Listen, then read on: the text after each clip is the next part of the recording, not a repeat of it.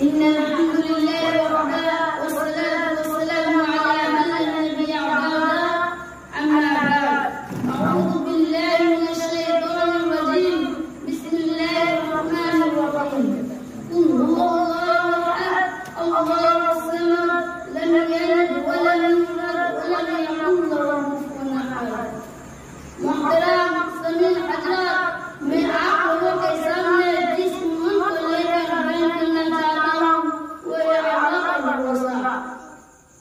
कुरान मजीद में लिखा है कि जो शख्स अल्लाह ताला पर भरोसा करे तो अल्लाह ताला उसके मदद के लिए काफी है। एक दफा के वक्त क्या है कि हमारे रसूल सल्लल्लाहु अलैहि वसल्लम मदीना तैयबा से दूर के जमाने में सरगर्मी के जमाना था। दोपहर के वक्त थोड़ी देर आराम फरमाने के लिए एक दरख्त के साया में एक जगह लग गए। हमारा हजरत हकीम हुई थी लेते ही आग लगे।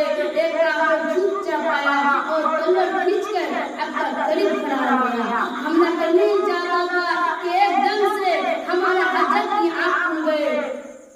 देखा कि एक दुश्मन लंगी तलवार खींचकर खड़ा है। लंगी तलवार खींचकर खड़ा है। दुश्मन बड़ा खुश था कि कुछ मौका से तनाई मिल गई।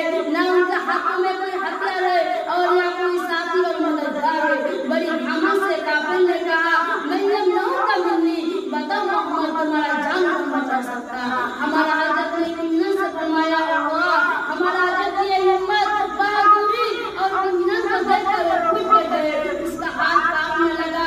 तलवार उसके हाथ से छूटकर जमीन पर गिर पड़ी। अब वो तलवार हमारा हजरत ने आवाज सुनते हुए खड़ा गया और फरमाया मैं जब नौका मिली बताओ पापा तुम्हारा जान कौन बचा सकता।